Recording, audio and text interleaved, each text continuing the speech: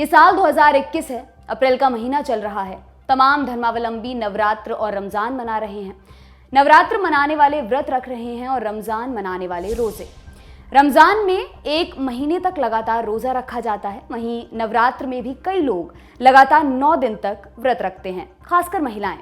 ऐसा नहीं है कि इस दौरान महिलाएं कुछ खाती पीती नहीं, लेकिन उनके खाने का जो रूटीन होता है वो बदल जाता है। वहीं खाने पीने की चीजें भी बदल जाती हैं। एक कंप्लीट डाइट नहीं मिलती है। रोजे में तो सुबह जल्दी उठकर सहरी और फिर शाम में इफ्तार के दौरान खाया पिया जाता है। इसी तरह नवरात्र के उपवास में भी ज्यादातर शाम में ही व्रत खोला जाता है। दिन में फल और जूस के साथ घी में तले हुए आलू, सिंगाड़े के आटे का हलवा इत्यादि चीजों का सेवन होता है। ऐसे में शरीर में कमजोरी सी बनी रहती है। इस कमजोरी का इम्यूनिटी पर क्या असर पड़ता है? कोरोना के समय व्रत और रोजा रखने में क्या सावधानियां बरती जाएं?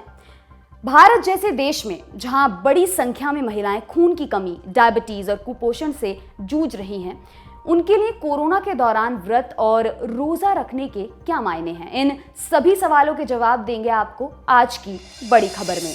नमस्ते, मेरा नाम दिव्यांशी है और आप देख रहे हैं दी ऑर्डिनरी शो। जैसा कि आप सब जानते हैं, देश में कोरोना वायरस संक्रमण की दूसरी लहर तबाही मचा रही है। मामले बहुत तेजी से बढ़ रहे हैं। पिछले 24 घंटे में देश में करीब 2 लाख मामले सामने आए हैं। स्वास्थ्य व्यवस्था पूरी तरह से चरमरा गई है। अस्पतालों में बेड्स नहीं हैं, ऑक्सीजन खत्म हो गई है। टेस्ट रिजल्ट कई दिन की देरी से आ रहे हैं। समय पर एम्बुलेंस नहीं मिल रही है।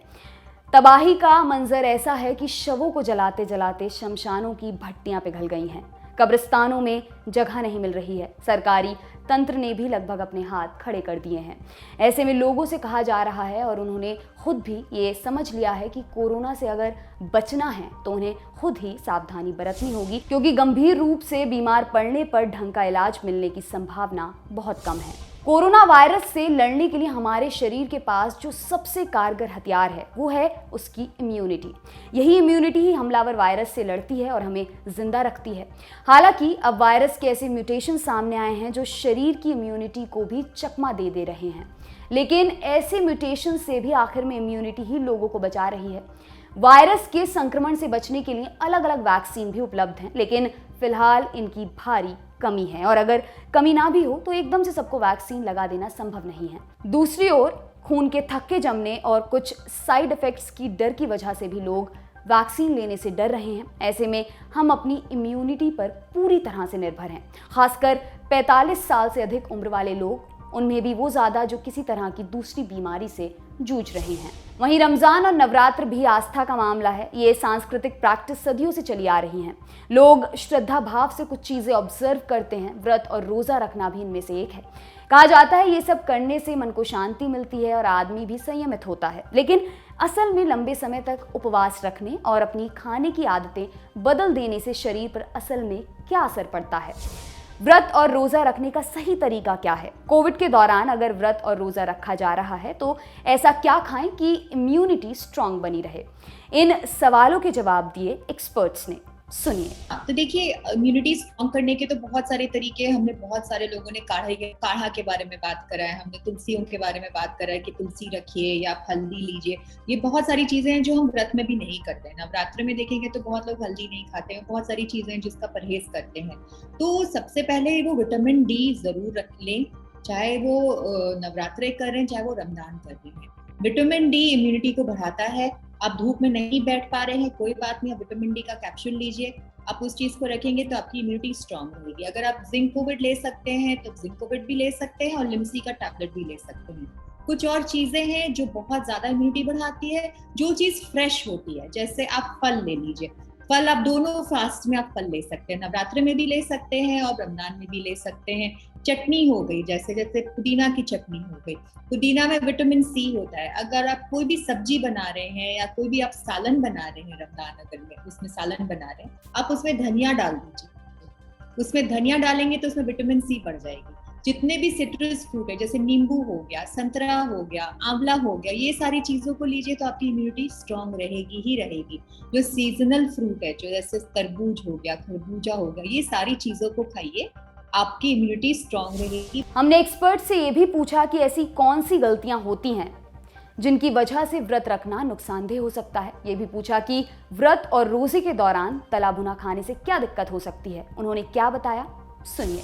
बहुत सारा अगर आप तला भुना खाएंगे तो आपके शरीर को, जैसे मैंने कहा, कि डाइजेस्ट करने में बहुत ज्यादा, मतलब आपका शरीर पूरा डाइजेस्ट करने में ही सारा एनर्जी निकाल देगा। देखिए, जब आप तली हुई चीज खाते हैं, अगर आप ये मत सोचिए कि आपकी एनर्जी में, आपके शरीर में एकदम एनर्जी रहा नहीं, आप एकदम व्रत करेंगे तो आप एकदम बीमार पड़ जाएंगे, ऐसा नहीं है। अगर आप साइंस में भी देखेंगे, अगर आप 3 दिन बिना जल और बिना खान पान के रहेंगे लगातार 3 दिन तक, तब आपके शरीर में नुकसान हो सकता है। अगर आप ये कर रहे हैं, नवरात्रे कर रही है, तो देखिए 9 दिन है, उससे ज्यादा तो आप करेंगे नहीं। कुछ लोग 8 दिन का करते हैं। तो ऐसा कुछ भी नहीं है कि आप बिना पूरे दिन पानी के हैं या बिना पूरे दिन आप एकदम एनर्जी लो हो जाएगी। वो एनर्जी लो नहीं हो रही है, आपके जो हॉर्मोन्स हैं वो नॉर्मलाइज हो रहे हैं। अगर आप व्रत कर रहे हैं, अगर आपको उसके हेल्थ बेनिफिट्स चाहिए, तो आप उनको तलिए मत। अगर आप कोई भी खान पान को अगर आप बहुत ज्यादा तलते हैं या बहुत ज्यादा प्रोसेस करते हैं, तो क्या होता है, इसके बहुत सारे विटामिन होते हैं, मिनरल्स होते हैं जो उड़ जाते हैं। तो कोशिश करिए कि आप जैसे रॉ खाइए। जैसे अगर आप अपनी दादी नानी से भी बात करेंगे तो देखिए वो बहुत सारी चीजें जो प्रोसेसिंग में नहीं, प्रोसेस चीज नहीं खाते हैं, बहुत परहेज से वो लोग खाते हैं। तो जैसे उबला हुआ आलू है, आप उबला हुआ आलू खाइए। आप कुट्टू भी खा सकते हैं, लेकिन हाँ, अगर आप कुट्टू की पकौड़ियाँ खा रहे हैं, पूरे दिन आपने कुछ नहीं खाया और कुट्टू की पकौड़ियाँ खाएंगे, तो आपका तो पूरा, अगर आप पूरे दिन कुछ नहीं खाएंगे, अचानक से शरीर को इतना सारी चीजें दे देंगे डाइजेस्ट करने के लिए, आपका तो पेट भी फूलेगा, आपको एसिडिटी भी होगी और आपको अनकंफर्ट फीलिंग भी होगी। तो कोशिश करिए कि अगर आप कुट्टू का चीला भी खा रहे हैं तो आप उसको खाइए, सामक का चावल भी खाइए, कोई दिक्कत नहीं है। पर लेकिन आप मन में देखिए, ये स्पिरिचुअली अपने आप को बहुत स्ट्रॉन्ग करने की, मतलब ये एक ऐसा है बना हुआ कि आप अपने आप को मेंटली भी स्ट्रॉन्ग रखिए, स्पिरिचुअली भी स्ट्रॉन्ग रखिए, अपने शरीर को स्ट्रॉन्ग बनाइए। तो आप ये मत सोचिए कि अगर हम व्रत कर रहे हैं तो चलो हम कुट्टू का समोसा ही खा लें। तो ये चीज नहीं होनी चाहिए। 9 दिन अपने आप को, अपना विल पावर स्ट्रॉन्ग रखिए, फल खाइए, छाछ लीजिए, मिल्क शेक्स लीजिए, मैंगो मिल्क शेक भी ले सकते हैं आप। और बहुत सारी ऐसी चीजें हैं जो लोगों को मैं बताती हूँ। फ्रूट सैलेड हो गया, व्रत का सैलेड हो गया, उन सारी चीजों को लीजिए ताकि आपके बॉडी को डाइजेशन, उस चीज का फायदा हो। अक्सर हम डॉक्टरों से सुनते हैं कि हमें महीने में कम से कम एक बार फास्टिंग जरूर करनी चाहिए, ऐसा करना सेहत के लिए अच्छा होता है। हमने एक्सपर्ट से जानना चाहा कि फास्टिंग के क्या फायदे होते हैं, साथ ही ये भी कि गर्मी बहुत तेजी से बढ़ती जा रही है, लोग ड्राइनेस की शिकायत कर रहे हैं। कई महिलाएं तो व्रत के दौरान पानी भी नहीं पीती। रमजान के दौरान भी कई लोग ऐसा करते हैं। ऐसे में शरीर को हाइड्रेटेड बनाए रखने का तरीका क्या है? रमजान जब आप करते हैं तो ये काफी डिफिकल्ट व्रत होता है, क्योंकि आपको पूरे दिन पानी नहीं पीना होता है, पूरे दिन भर इतनी गर्मी होती है, लोग बाहर जाते हैं। पर लेकिन आप देखेंगे कि हमारी बॉडी जो है वो यूज्ड टू हो जाती है। हर तीन दिन में या 4 दिन में या 5 दिन में ये नॉर्मलाइज हो जाता है। बहुत सारे ऐसे लोग हैं जिनको डायबिटीज होती है, वो अगर रमजान का व्रत करते हैं तो वो देखते हैं कि उनके शुगर्स भी ऊपर नीचे होने लगते हैं, या कुछ दिन में वो देखते हैं कि हमें ये क्या हो गया, मतलब हमारा शुगर क्यों ऊपर नीचे हो रहा है। तो हम उनको यही बताते हैं कि आप घबराइए मत, आपके जो हॉर्मोन्स हैं, जो आपके जो रात के जो हॉर्मोन्स थे वो थोड़े से अभी गड़बड़ा गए, इनको हम सर्काडियन रिदम बोलते हैं। उनका, लोगों का सर्काडियन रिदम जो होता है वो गड़बड़ा जाता है, पर वो बॉडी सेट हो जाती है 1 हफ्ते के बाद, 1 हफ्ते के अंदर अंदर ये सेट हो जाती है। पर हाँ, ये चीज का जरूर ध्यान रखिए कि अगर आप रमजान रख रहे हैं तो मतलब जब आप अपना फास्ट ब्रेक करते हैं, जो शाम को जब लोग खाते हैं, तो मैंने देखा है कि खासकर कि सबसे पहले वो पानी से शुरू करते हैं, फिर उसके बाद वो सब्जे का बीज लेते हैं, नारियल पानी लेते हैं या हर तरह का शरबत लेते हैं। तो ये बहुत ज्यादा जरूरी है, क्योंकि इससे आप अपनी बॉडी को हाइड्रेट कर रहे हैं। और उसके बाद आप खाना, आप अपना जो व्रत तोड़ते हैं उसके बाद आप खाइए, जो आप 8 बजे या 9 बजे खाइए, और आप सुबह सुबह खाइए। पर कोशिश ये चीज करिए कि जब आप सिप्स में पानी पीते हैं, एक तो तरीका है कि हमने तुरंत पानी पी लिया, आपने तुरंत पानी पी लिया तो आपके बॉडी को हाइड्रेशन नहीं मिलती है। इसका बॉडी को हाइड्रेट करने का तरीका है कि आप सिप्स में पानी पीते रहिए।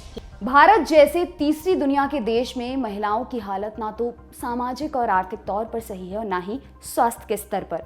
युवा लड़कियों से लेकर बुजुर्ग महिलाएं तरह तरह की बीमारियों से जूझ रही हैं।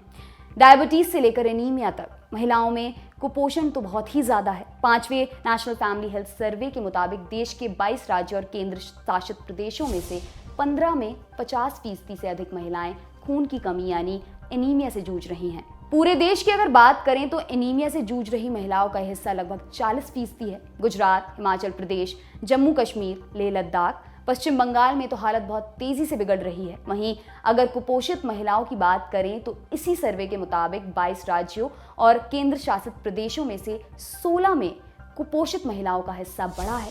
वहीं अगर डायबिटीज की बात करें तो Indian journal of medical research के मुताबिक देश में 20 करोड़ से अधिक महिलाएं टाइप 1 या टाइप 2 की डायबिटीज से पीड़ित हैं। मेनोपॉज के बाद भी महिलाओं के शरीर में कमजोरी आ जाती है, खासकर हड्डियां कमजोर हो जाती हैं।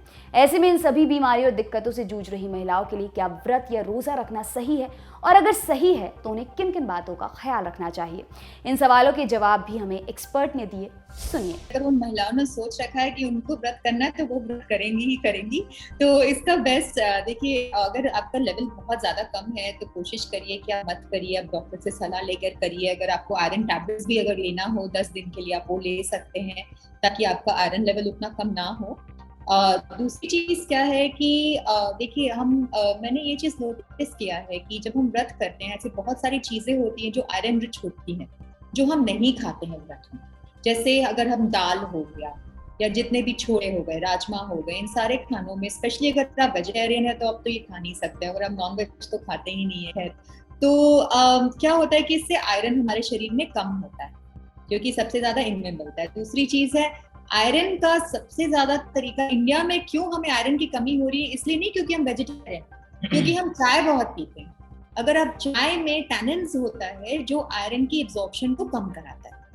तो अगर आप चाय ले लिए, चाय के साथ आप बादाम ले लिए, आप कॉम्बिनेशन देखिए दोनों का, बादाम में आयरन है लेकिन चाय क्या करता है, आयरन की एब्जॉर्प्शन को कम कराता है। तो ये गलत कॉम्बिनेशन है। तो इस चीज का बिल्कुल ध्यान रखें कि अगर आप चाय पीते हैं उसके 1 घंटा आगे या पीछे आप कोई भी चीज जो आयरन रिच है आप उसको ना लें। कोई भी चीज जो आयरन रिच है उसके साथ आप विटामिन सी लीजिए, उससे आपकी आयरन की एब्जॉर्प्शन बढ़ेगी।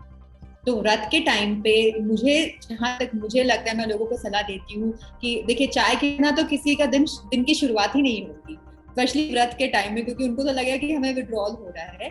तो आप अगर बादाम ले रही हैं व्रत के समय पे तो आप कोशिश करिए बादाम लीजिए या मूंगफली लीजिए या आप अखरोट ले रही हैं, जो भी आप नट्स ले रहे हैं, क्योंकि नट्स से ही आपको आयरन मिलेगा व्रत के समय में। तो आप प्लीज कोशिश करिए कि आप चाय के आसपास ना, अगर आप चाय ले रहे हैं उसके 2 घंटे के आसपास कोई भी आयरन रिच फूड नहीं होनी चाहिए। मेनोपॉज से बहुत ज्यादा ये होता है कि शरीर में बहुत ज्यादा चेंजेस आते हैं कि जब मेनोपॉज होता है तो लेडीज को कैल्शियम की कमी बहुत होती है, और कैल्शियम का जरूर ध्यान रखें जब आप मेनोपॉज, चाहे आप व्रत रखें चाहे आप ना रखें, आपको कैल्शियम का ध्यान रखना बहुत ज्यादा जरूरी है। तो जो भी चीजें, जैसे बहुत सारी देखिए महिलाएं जिनको दूध नहीं पचता, तो कोई बात नहीं, अगर आपको दूध नहीं पचता तो आप दही ले लीजिए, या जितनी भी हरी सब्जियां हैं, चाहे वो ब्रोकली हो, चाहे वो गोभी की जो स्टिक होती है ना, जो गोभी का तो हम फूल रख लेते हैं और उसके स्टिक को हम काट देते हैं, उसमें बहुत ज्यादा कैल्शियम होता है। खस का बीज है, खस के बीज बहुत ज्यादा, अभी देखिए कितनी ठंडाई पी है सबने होली में, तो खस उसमें डालते हैं, उसमें कैल्शियम बहुत ज्यादा है ना। बादाम में बहुत ज्यादा कैल्शियम है, तो इस चीज का जरूर ध्यान रखें। और ये सारी चीजें देखिए आप व्रत में भी खा सकते हैं, चाहे आप बादाम खा सकते हैं या आप कोई भी ब्रोकली हो गई, कोई भी चीज, जो दूध हो गया या दही हो गया, इसका तो आप सेवन कर ही सकते हैं। दूसरी चीज है कि जो महिलाओं को बहुत ज्यादा जरूरी है वो है विटामिन डी। आप देखिएगा कि चाहे वो महिलाएं हो चाहे वो कोई भी, सबका विटामिन डी बड़ा लो है, और स्पेशली इस टाइम में, कोविड के टाइम पे, विटामिन डी आपकी इम्यूनिटी भी बढ़ाता है। अगर आप जितना भी कैल्शियम खा लें, अगर आपके शरीर में विटामिन डी की कमी होगी तो आपकी हड्डियों में बहुत दर्द होगा। बहुत सारी महिलाएं जिनको आर्थराइटिस होता है, खास करके भी वो वजन के कारण भी और मेनोपॉज के बाद भी होता है, तो आप देखिए आपका आर्थराइटिस और बढ़ जाएगा। तो प्लीज आप विटामिन डी जरूर लीजिए, उससे आपका कैल्शियम एब्जॉर्प्शन होगा। आखिर में यही कि जो लोग ईश्वर को मानते हैं उनका कहना होता है कि ये उन्हें ईश्वर के करीब ले जाता है। व्रत और रोज़ा भी इसलिए रखते हैं कि इससे मन को शांति मिले, लोग संयमित और संतुलित रहें। लेकिन इन सब बातों के इतर हमें अपनी सेहत का भी ख्याल रखना है, खासकर महिलाएं, वो भी कोविड संकट के समय में। जैसा कि हमने पहले आपको बताया कि महिलाओं में पोषण की कमी है, वे खून की कमी और दूसरी बीमारियों से जूझ रही हैं। ऐसे में उनका ख्याल रखा जाना और भी ज़रूरी है। महिलाओं की सेहत का ध्यान रखा जाना इसलिए भी ज़रूरी है क्योंकि वे ही आने वाली पीढ़ी को जन्म देती हैं, शुरुआती दौर में बच्चों को पोषण देती हैं। हमारा समाज तो इस तरह का है जहां महिलाएं दूसरों को खिलाने के बाद खुद खाती हैं। घर में अगर लिमिटेड दूध या फल आते हैं तो वे चाहती हैं कि पहले पुरुष और बच्चे खा लें, ऐसा ना हो और महिलाएं दूसरों के साथ खुद के स्वास्थ्य को भी प्राथमिकता दें। यहाँ खत्म होती है दिन की बड़ी खबर, अब बारी सुर्खियों की। पहली सुर्खी उत्तर प्रदेश के मथुरा से है। यहाँ का एक वीडियो सोशल मीडिया पर वायरल हो रहा है। वीडियो में पकी हुई फसल का एक खेत है। खेत में कुछ औरतें और लड़कियां हैं जिन्हें पुलिस वाले दौड़ा रहे हैं, उनके हाथ पैर पकड़कर खींच रहे हैं। कहीं पर भी कोई महिला पुलिसकर्मी नजर नहीं आ रही है। इस वायरल वीडियो पर लोगों ने कड़ी प्रतिक्रियाएं दी हैं। ये खेत एक किसान का है। पुलिस ने जिन औरतों और लड़कियों को खींचा वो किसान के परिवार की हैं। 19 एकड़ के इस खेत को लेकर विवाद चल रहा है। इंडिया टुडे की रिपोर्ट के अनुसार पुलिस खेत में फसल काटने पहुंची थी, जिसका किसान के परिवार की तरफ से विरोध किया गया। किसान का कहना है कि पुलिस ये सब राजनीतिक दबाव में करने आई थी। वहीं इस पूरे घटनाक्रम के बाद पुलिस की प्रतिक्रिया भी आई है, जिसमें कहा गया है कि पुलिस कर्मियों को महिलाओं और लड़कियों को इसलिए खींचना पड़ा क्योंकि वे मिट्टी का तेल डालकर आत्महत्या करने की कोशिश कर रही थी। हालांकि पूरे वीडियो में ऐसा कहीं भी होता नहीं दिख रहा है। दूसरी सुर्खी तमिलनाडु से है। यहाँ पर नमक्कल जिले के चाइल्ड वेलफेयर ऑफिसर ने 12 लोगों के खिलाफ रेप की चार्जशीट दाखिल की है। मामला 14 साल की नाबालिग से जुड़ा है। इंडिया टुडे से जुड़े प्रमोद माधव की रिपोर्ट के मुताबिक पीड़िता पढ़ाई छोड़ने के बाद अपनी बड़ी बहन के साथ रह रही थी, जहां बड़ी बहन के पति चिनराज ने उसका रेप किया, जिसके बाद उसे धमकी दी गई और चिनराज के दोस्तों कुमार, वड़ीवेल और सुंदरम ने भी उसका बलात्कार किया। पीड़िता इसके बाद डोमेस्टिक हेल्पर के तौर पर काम करने लगी, जहां उसे नौकरी देने वाले ने भी उसका रेप किया। इस पूरे क्राइम को दबाने के लिए कथित तौर पर पीड़िता को पैसे भी दिए गए। हालांकि आसपास के लोगों ने पुलिस को इस बात की सूचना दी। अभी तक 12 में से 11 आरोपियों को अरेस्ट किया जा चुका है। तीसरी सुर्खी पश्चिम बंगाल के हावड़ा से है। यहाँ पर पुलिस ने 22 साल की महिला को गिरफ्तार किया है। आरोप है कि उसने अपने 25 साल के पति को आत्महत्या के लिए मजबूर किया। दोनों की 4 महीने पहले ही शादी हुई थी। हालांकि दोनों एक दूसरे को पिछले 5 साल से जानते थे। पुलिस को महिला के पास से एक वीडियो भी मिला है जिसमें आदमी खुद की जान लेते हुए दिखाई दे रहा है। हालांकि महिला का कहना है उसने ये वीडियो सबूत के तौर पर बनाया है। इंडिया टुडे से जुड़े बैद्यनाथ झा की रिपोर्ट के मुताबिक वीडियो देखने के बाद पुलिस को पता चला है कि सुसाइड से पहले दोनों के बीच किसी तीसरे व्यक्ति को लेकर झगड़ा हुआ था। रिपोर्ट के मुताबिक मृतक के परिजनों ने ये वीडियो देखा और महिला से पूछा कि आखिर उसने अपने पति को बचाया क्यों नहीं। इसके जवाब में महिला ने कहा कि उसे लगा कि पति मजाक कर रहा है। फिलहाल आरोपी महिला को 14 दिन की न्यायिक हिरासत में भेज दिया गया है। ये था आज का हमारा शो। अब वक्त हो चला है जाने का। हम उम्मीद करते हैं आपको ये पसंद आया होगा। हमें कमेंट बॉक्स में कमेंट करके जरूर बताएं, फीडबैक दें। आप हमें मेल भी कर सकते हैं theordinaryshow@gmail.com पर। हमारे चैनल को सब्सक्राइब भी करें, बेल आइकन पर भी क्लिक कर दें ताकि नोटिफिकेशंस आपको मिलते रहें। इसके अलावा हमें फेसबुक, ट्विटर और इंस्टाग्राम पर भी फॉलो करें। सभी के लिंक आपको डिस्क्रिप्शन बॉक्स पर मिल जाएंगे। बने रहें ऑर्डिनरी के साथ। बहुत शुक्रिया।